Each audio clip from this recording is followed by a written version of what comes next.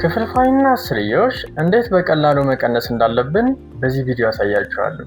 ከዛ በፊት ግን ይህ ቪዲዮ መቼ እንደሚጠቅማችሁ ስለማይታወቅ ፋቮራይት አድርጉት።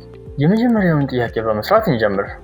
እዚህ ጋር የተሰጠን 9/5 ሲቀነስ 0.3 ነው። በመደመርና በመቀነስ ጊዜ የሚቀለው መንገድ ክፍልፋይ ወደ አስርዮሹ መቀየር ብንችል ነው የሚቀለው።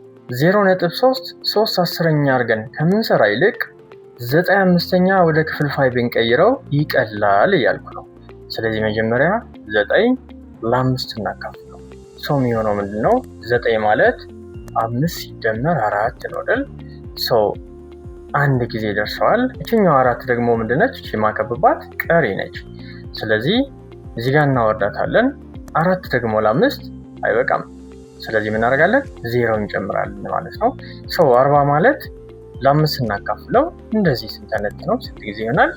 8 ጊዜ ይሆናል ማለት ነው። ስለዚህ 1.8 መጣ ማለት ነው። 9/5 ማለት ወደ አስርዮሽ ስንቀይረው 1.8 ነው። ከዚህ በኋላ ነገሩ ቀላል። ሰው ምንድነው የምናደርገው? ከ1.8 0.3 ምን ማድረግ ነው? መቀነስ ነው ማለት ነው። ሰው 1.5 ይመጣል። ከዚህ በኋላ መልሳችን እኛ የምንፈልገው በአስርዮሽ ከሆነ የሚሆነው ምንድነው? 1.5 ነው። ነገር ግን መልሳችን እንድናስቀምጠው የተፈለገው ደግሞ በክፍልፋይ ከሆነ 15/10 ይሆናል ማለት ነው።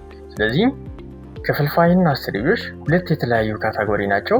እኛ ግን በቀላሉ መቀነስ የምንፈልግ ከሆነ ይሄኛው መንገድ ብንጠቀም በጣም ቀላሉ ይሆናል ማለት ነው። ይህ ከ6ኛ ክፍል ሂሳብ ምዕራፍ 3 ከሁለተኛው ክፍል ቪዲዮ የተወሰደ ነው።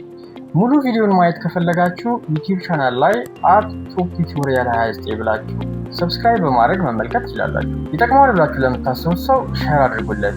አዲስ ከሆናችሁ አካውንቱን ፎሎው በማድረግ አበረታቱ። መልካም ቀን።